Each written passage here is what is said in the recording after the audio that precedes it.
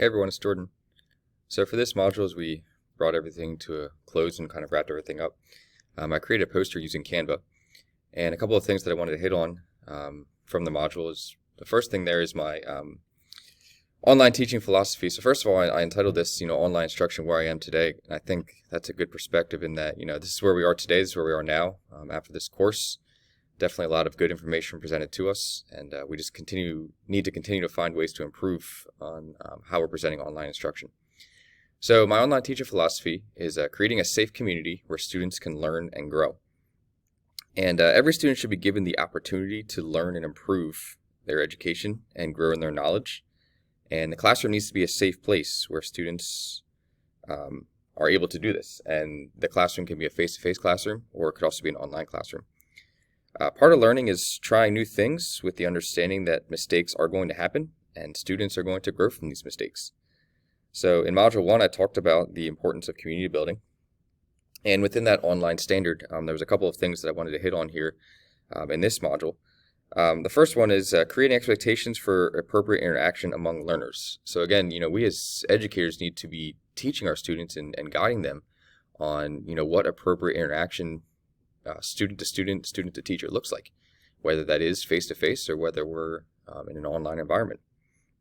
And the second part I wanted to hit on there is by providing interactions that are conducive to active learning. So again, these interactions that are happening, they need to be something that's going to promote active learning within the classroom.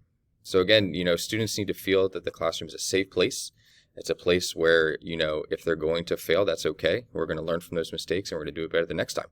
And that's ultimately going to be what helps students learn and grow in their education.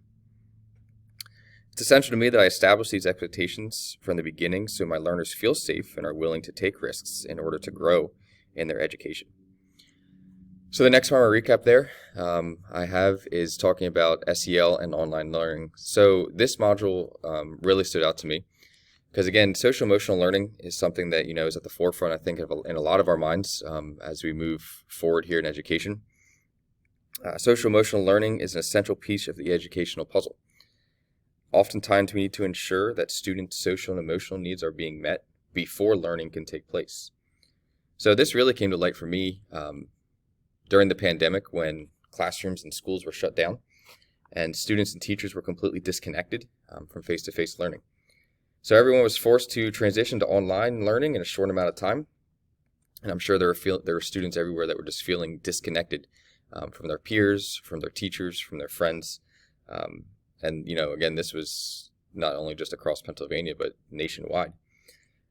Schools may be the only safe and stable place for some of the students that we have each and every year. And then the pandemic took this and turned it into a place of instability. So I've specifically tried to focus with my students on self-management during the pandemic. Even after the schools reopened for the 2021 school year, I still had students who were fully remote for the whole year. And I spent a lot of extra time focusing on helping all of my students manage their feelings and creating positive actions, and also how to self-regulate. I still really focus on this for the 21-22 school year because of the fact that students may have to become remote learners due to quarantine.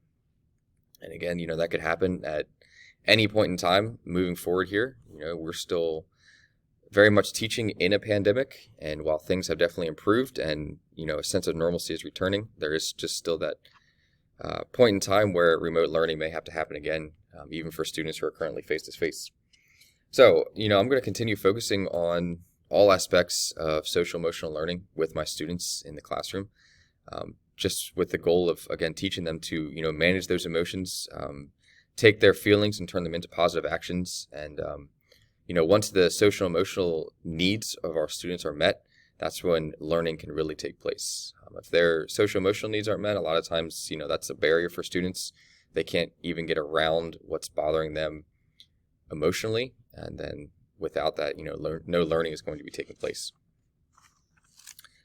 So even though schools are back to face-to-face learning, there are activities I still use in my classroom. So I still do a daily social-emotional check-in each morning with the goal of getting my students into the ready-to-learn mode. So we use the zones of regulation here at our school. So we talk about the different zones The blue zone, are you sick? Are you tired? Are you sad? The yellow zone, are you worried? Are you excited? Are you frustrated? The red zone being out of control, yelling, angry, and then ultimately the goal is to have everyone in the green zone, which is where you're focused, calm, and happy. And, I told my students, I told my parents at the beginning of the year as well, students coming to our classroom every single day in the green zone just is not a realistic expectation. We would love for that to happen, but at the same time, we just need to understand that that's not going to happen. So anyway, the students do their daily SEL check for me every single morning, and if they're not in the green zone, they can tell me what zone they're in and then also why. And then, we can identify, what's really bothering them that particular morning, and hopefully we can look at some strategies to get them back into the green zone so they're able to have a successful learning day. I still do have some students complete some quizzes online using our learning platform of Schoology. I have them complete assignments online on their iPads as well, using the PDF cabinet. And again, these were things that I was doing during the pandemic and even during last school year that I've just continued to do this school year, even though we're back to face-to-face learning. So along with this, I was really challenged by Module 5 when we discussed online accessibility. I've become more aware of how I present information, and I'm constantly asking myself, could students access and complete their work with limited or no adult help due to asynchronous learning for whatever reason that might be? I was also challenged by the UDL guidelines that we looked at as well, and ensuring that my students have multiple ways to show what they know. So again, students, I talked about this in that module, students love proving what they know, proving that they've learned the information, and proving that to us as teachers. We just need to make sure we're providing them ways to show what they know and working towards their strengths. So it's really important that we provide multiple ways for students to do this, and we're not just stuck on one specific way that they have to do it. So right there in the middle of my poster, then I just had some things that were good ideas that I want to continue to use. So the first thing there, embedding videos rather than using links. I think Ali has mentioned that several times during our course, and he's even specifically said that on a couple of assignments. So again, not linking videos, but rather embedding them is best practice. The second one there I already hit on, but making sure our content is accessible to all of our learners, no matter what their learning situation might be. And then, the last thing here, and this is something that, we as educators are already doing, but just keeping that in the forefront of our minds, is teaching our students to use classroom technology as a tool, not a toy. And technology in classroom is great. Technology in classroom has definitely advanced, just even in the last couple of years. But at the same time, we need to make sure we're setting those expectations for our students and helping them understand that when they're in the classroom, whatever tool they're presented with in technology, whether it be a laptop, whether it be an iPad, it is a learning tool. It's not a toy that they should just be playing with. Finally, so as I bring this to an end and as our course comes to a close, a few big ideas that I was reminded of for online learners. So first, we need to continue to teach our students that online learning takes practice and patience. And again, I put in my poster there at the bottom, that's with anything new. Any new thing that we try, any new thing that we do, most likely we're not going to get it on the first time. And we have to keep that expectation, I think, in the forefront of our mind for our students. So especially those that need to transition to an online classroom, or for those that are moving to an online classroom, we as teachers just need to remember that students aren't going to get it on day one. Students probably are not going to get it on day two. And we just need to be patient and allow time for online learning to the students learn how to do it, and just be patient with them as they get used to what online learning looks like. The second thing there, when given the proper tools and instruction, students can do great things. And not that this is anything earth-shattering, but again, this goes back to my other point that I made about teaching students to use classroom technology as a tool. When students are given the proper instruction and the proper expectations are set, students can do great things, even at a young age. And I think we're seeing that more and more in the education world, that students even at a young age, kindergarten, first grade, are being presented with iPads and have the ability to learn how to use them and use them appropriately.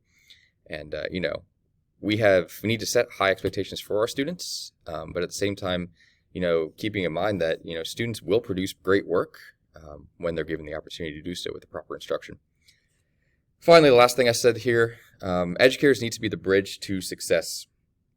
So not everyone has parental support or have parents that are able to help and problem solve, especially in the online classroom. So we as teachers just need to remember that, we are that bridge to success. When students are having, issues or problems online, we can't just let that problem sit and hopefully it'll correct itself, or we can't just let that problem sit and hopefully mom or dad will take care of it at home, or whatever the situation might be. It's definitely up to us as educators to be looking into a problem and helping to fix the issue and hopefully come up with a solution, whether that be contacting, your school tech support, or looking into your tech integrators, or even potentially, solving the problem on your own if it's something that you've encountered yourself. So again, just keeping that, in the forefront of our minds as well. Again, nothing earth-shattering there. This is probably things that everyone is already doing. But just some good reminders that were presented to us as we went through this class together.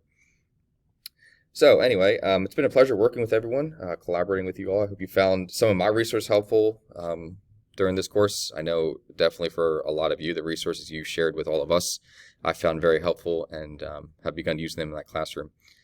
So again, it's been a pleasure working with all of you, and best of luck as you continue your educational journey.